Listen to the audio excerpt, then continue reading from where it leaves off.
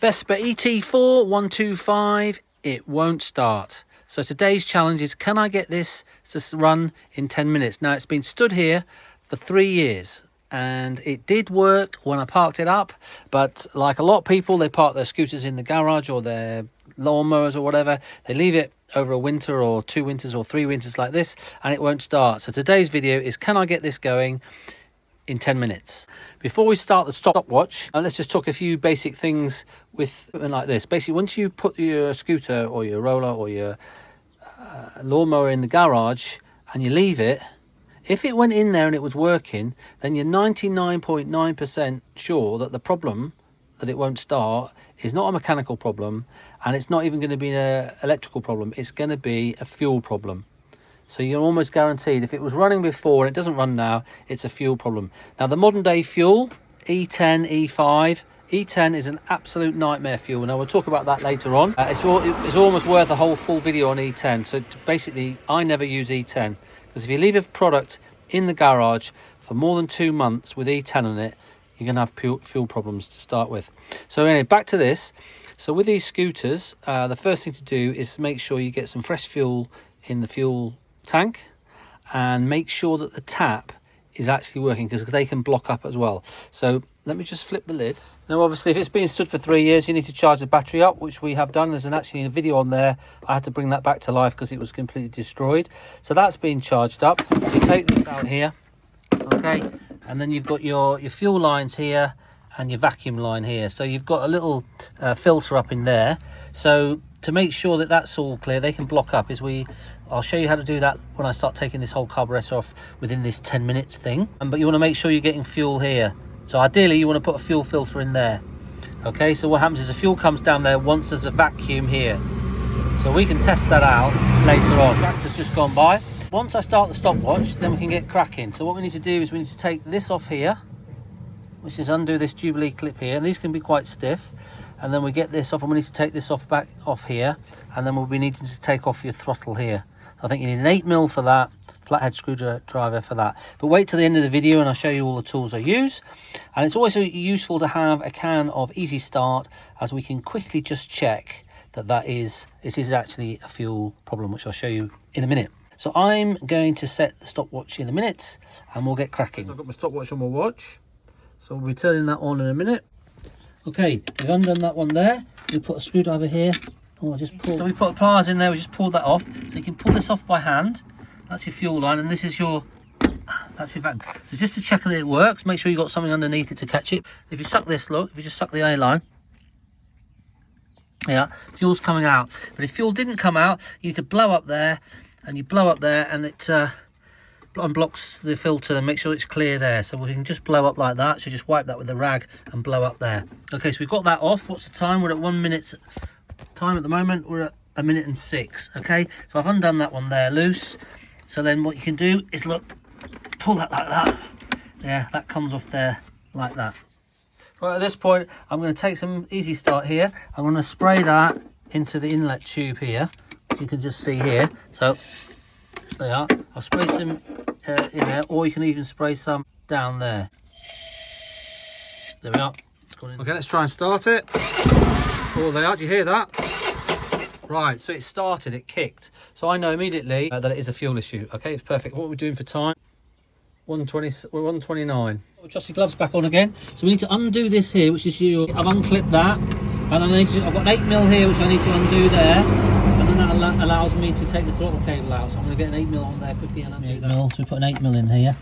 Now I do have a lap on my stopwatch, because if I'm talking to you and I'm not working at the same time, then I'll put it on a stop. But so we just basically loosen this off here. Say I'll put all the tools, list of all the tools I use at the end of the video.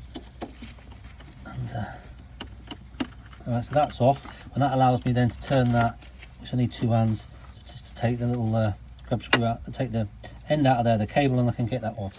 There you are, that's out there. What we're doing for time now, 2:37. Last but not least, we then just take it out of this here. It should because it normally has a little Jubilee around there. This one doesn't, so I'm just going to get a screwdriver in there and pop that off there. It's come off there. The carb's out, so I'll turn the stopwatch. So there's a few times when I was chatting and I forgot to stop it. So that's 3:32 so far, and we've got the carb out and here. So now what we need to do is we need to just drain that float bowl. So you see where there's a little little Phillips there at the bottom. We need to take that out and the fuel will drop out of that pipe. So let's do that. Well, that is if there's any liquid fuel in there, because you might find it's all solid if it's been left for 2 or 3 years. I undid this one here. I got a little bit of fluid out at the bottom there, so that's a good sign. And we're at 3:39 now, so we're going to go inside into the bench because it's pouring down with rain here, and we'll see how we get on. Okay, we're inside now. These have been replaced. Normally the flip screws has been replaced with normal bolts. I want to unscrew 1, 2, 3, and that'll take the float bowl off, and that's normally where all the mess. But I've run this with E5, so it's not going to be as, if you run E10 in this and left it over for 3 years, it's going to be totally crusted up. That's the difference. And I usually put fuel additive in as well, which I'll put a link at the end of the video for that. Yeah, I've taken those out there, put them in here, and we're at, just press pause while I do this, 3:54. So I'll start again, and then we'll take this bowl off. Time is ticking.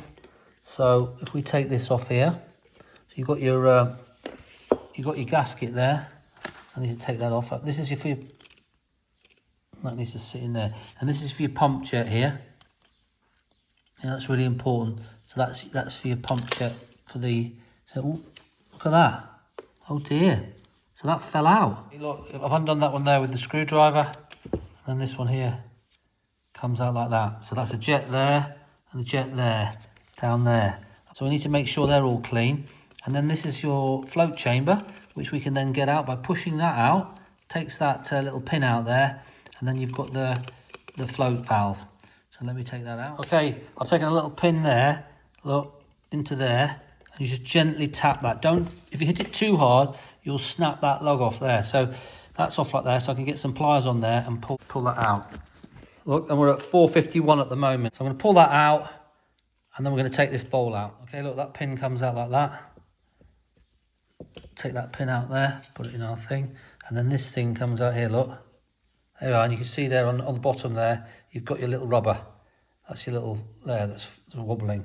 Okay, so we'll put that there. So now what we need to do is make sure that all these areas are clean. So we need to blow down there, make sure that's clean. And then also in your float bowl here, we blow down there to make sure that's clean. Now with me talking there, we're at 5:49. It's looking tight. If I've got 10 minutes, I've got to be quick. Okay, I've blown through there and air comes out of there, so that's good. So I can put that to one side. I've checked that out, that's all good. This is good and this is good.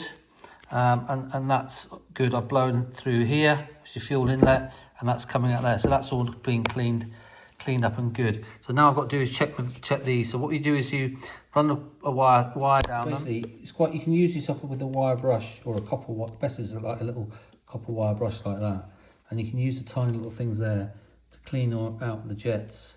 So I've cleaned that one out all the way. So when you hold that up to the light, you can see light through the end of it. Yeah, same with that one. That's all been cleaned up. That's all clear. These are clear. Okay, so now what we can put back. Now, if you've had E10 in your scooter, in your carburettor, so this applies for all carburettors. If you had E10 in there, it's going to have been, this is going to be all crowded up with like almost like dried honey. You know, it's going to look a right mess in there. It'll be yellow. So you need to clean that all out with some sort of thinners or something like that, just to clean it all up. But that's the mess that E10 will make. But this is E5 with some additive in it, so it's actually not been too bad. Okay, so I think actually, yeah, so they're all cleaned out. That one was a bit blocked, but that's now cleaned out. So what we're going to do now, when I start the stopwatch, I'll start putting these things back in. Okay, stopwatch is now working again. So let's get this on, put that on. So we put this one in here, make sure you get it in. Okay, look, we're at 7:29. I've got that back in, but we're definitely running out of time. So let me put the next bits in. Put it on a tripod now, so you can see what we're doing. So let's put this one back on here. It's a little bit difficult doing this with gloves. Ah, interesting. That means this needs to be pushed down there, like that. The time now it's 7 minutes 58, so we're definitely running out of time here.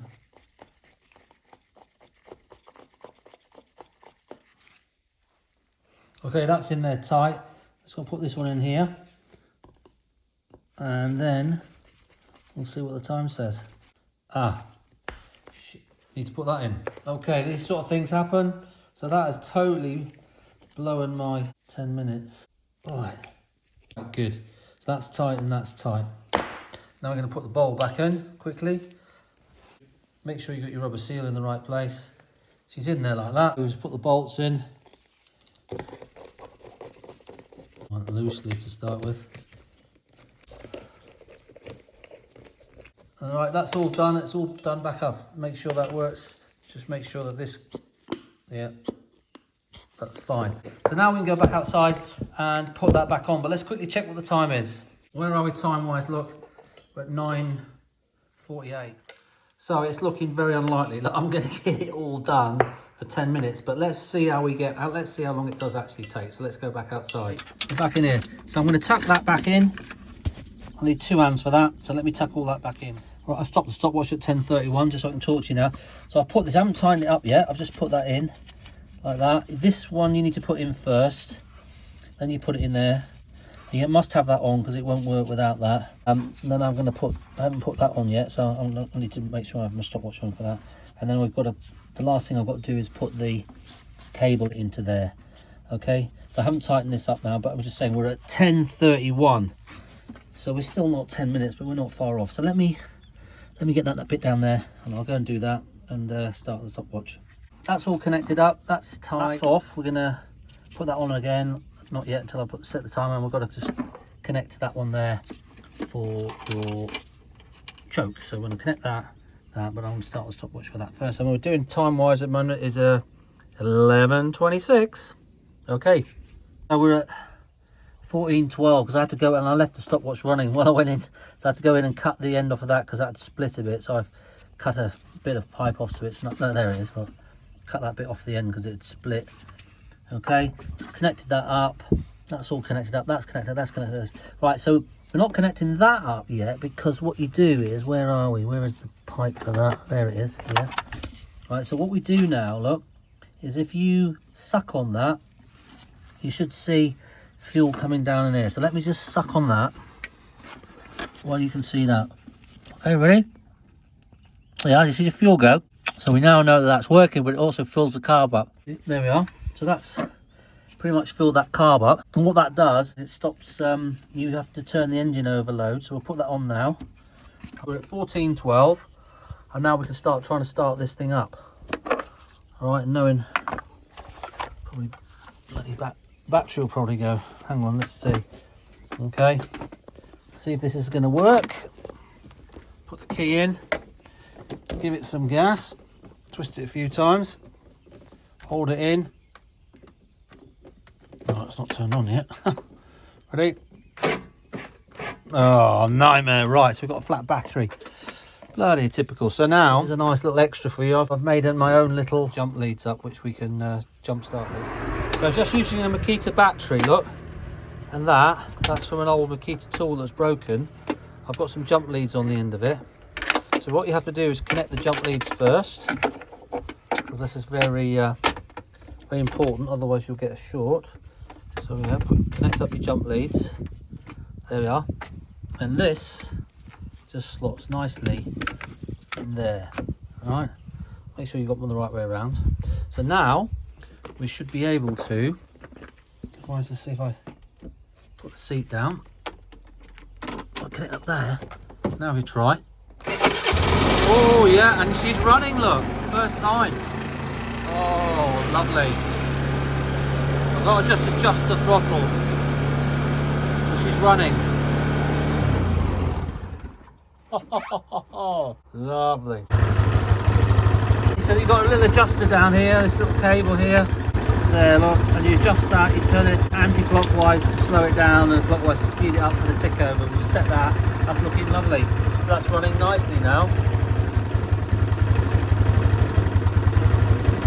What's that noise? Guys, that was really good because we just run it, look, and I've just seen, look, that just split there. Anyway, so the scooter runs now, we know what we're doing, and then you just need to order a new inlet. So I'll just go on the internet and I'll order a new inlet, but now we have got that scooter going. Look, it's taken us 14 minutes 37 seconds. as promised. Easy start, just to check in. When you take the carb off, spray it in there and just check that it is a carb problem. I mean, 9 times out of 10 it'll kick over. Okay, if it doesn't necessarily mean the carburettor isn't at fault. It usually means you sprayed too much of that in. 8mm to take off the throttle cable off the carb. Phillips head to undo the battery cover, and also the float bowls. I'd put on little bolts when I first bought it because it's just easy to do, but normally they are Phillips heads. That to cut your fuel line if it's frayed on the end. That to help you get the fuel line off because it's got a little clip on the end. So that's all basically you need. And a flathead screwdriver, sorry. One flathead screwdriver which I can't find, which was for undoing the Jubilee clip on the inlet. Okay, so that's all you need. Hope this video's been entertaining. If you like the channel, subscribe. If you've got a comment, send me a comment. But the most important bit, just remember, you can do it, and we'll see you on the next video.